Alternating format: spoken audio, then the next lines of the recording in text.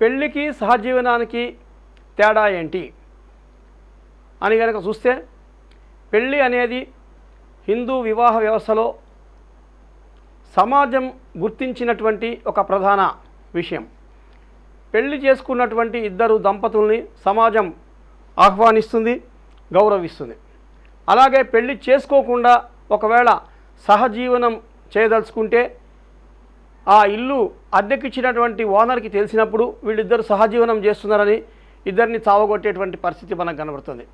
కాబట్టి వీళ్ళు ఏం చేస్తారంటే, ఏదన్నా ఇంట్లో అద్దెకున్నప్పుడు భార్యాభర్తలు కానీ చెప్పుకొని ఉంటారు తప్ప, మేమిద్దరం సహజీవనం చేస్తున్నాము, మమ్మల్ని ఆదరించండి అని వీళ్ళు అడగలేరు, వాళ్ళు ఒప్పుకోలేరు. కాబట్టి మనకి పెళ్లికి సహజీవనానికి తేడా ఇక్కడే కనబడుతుంది. పెళ్లి చేసుకుంటే సమాజంలో ఒక గౌరవం ఉంటుంది.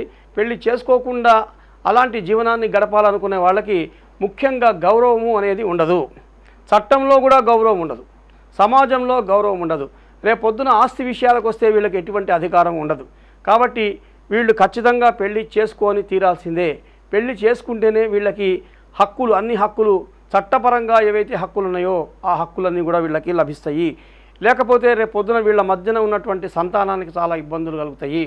ఎందుకంటే ఒక అమ్మాయి ఒక అబ్బాయి వివాహం చేసుకోకుండా సహజీవనంతో ఉంటూ ఒక సంతానాన్ని గనక పొందితే, తర్వాత ఈ భర్త ఈ అమ్మాయిని వదిలేసి వేరే అమ్మాయిని వివాహం చేసుకొని ఆ అమ్మాయితో కనుక మళ్ళీ సంతానాన్ని పొందితే అక్కడ ఇద్దరు సంతానాలు, మొదట రిలేషన్లో ఉన్నటువంటి సంతానము, తర్వాత పెళ్లితో పుట్టినటువంటి సంతానము, ఈ ఇద్దరి మధ్యన ఆస్తి విషయాల్లో తేడా వస్తుంది. వీళ్ళు కనుక కోర్టులకు వెళ్తే సుప్రీంకోర్టు చెప్పినటువంటి ప్రకారంగా ఇల్లెజిటిమేట్ చిల్డ్రన్, లెజిటిమేట్ చిల్డ్రన్ ఇలాగా రెండు భాగాలుగా ఉన్నాయి. సో ఇల్లెజిటిమేట్ చిల్డ్రన్కి కూడా హక్కులు ఉంటాయి, కానీ ఆ ఇల్లెజిటిమేట్ వైఫ్కి మాత్రము ఎటువంటి హక్కు ఉండదు.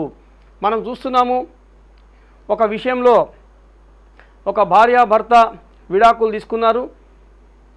విడాకులు తీసుకున్న తర్వాత ఈ భర్త వేరే వివాహం చేసుకున్నాడు. వేరే వివాహం చేసుకున్న తర్వాత మొదటి భార్య విడాకులు తీసుకున్న తర్వాత కూడా ఆమె మళ్ళా అప్పీల్ చేసుకొని హైకోర్టులో ఈ పెన్షన్ ఏదైతే రావాలో ఆ పెన్షన్ మీద ఆమె స్టే తెచ్చుకుంది. రెండోసారి ఎవరైతే పెళ్లి చేసుకున్నారో చట్ట ప్రకారంగా ఆమెకి పెన్షన్ రాని పరిస్థితిగా ఉంది. మరి పెన్షన్ ఇచ్చే అధికారులు అంటున్నారు, హైకోర్టులో కేసు పెండింగ్ ఉంది కాబట్టి మీరు ముందు ఆ తెలుసుకోండి అది అంటే. ఏమంటుంది, ఆల్రెడీ విడాకులు పొందాను, డిగ్రీ ఉంది నా దగ్గర అంటే. మరి డిగ్రీ హైకోర్టులో సస్పెండ్ చేశారు. డిగ్రీ సస్పెండ్ చేశారు కాబట్టి ఈ పెన్షన్ రాని పరిస్థితి కనబడుతుంది.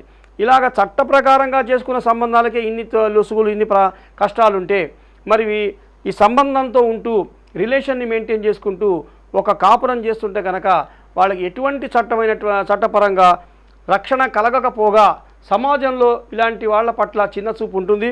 మరి ఈ అమ్మాయి కనుక బయటికి వెళ్తే మిగతా వాళ్ళందరూ బయలుదేరి నాతో కూడా సహజీవనం చేయి అనేటువంటి అడిగేటువంటి పరిస్థితి మనం చూస్తున్నాం. కాబట్టి మనం వందల సంవత్సరాలుగా చూస్తున్నాము, పెళ్ళి అనేది చాలా ముఖ్యమైనటువంటిది, గౌరవప్రదమైనటువంటిది. చట్టపరంగా దానికి చాలా ప్రాముఖ్యత ఉంది, అది ఏ మతమైనా సరే. కాబట్టి మీరు పెళ్ళినే ఒప్పుకోండి కానీ సహజీవనానికి ఒప్పుకోవద్దు అని చెప్తున్నాం.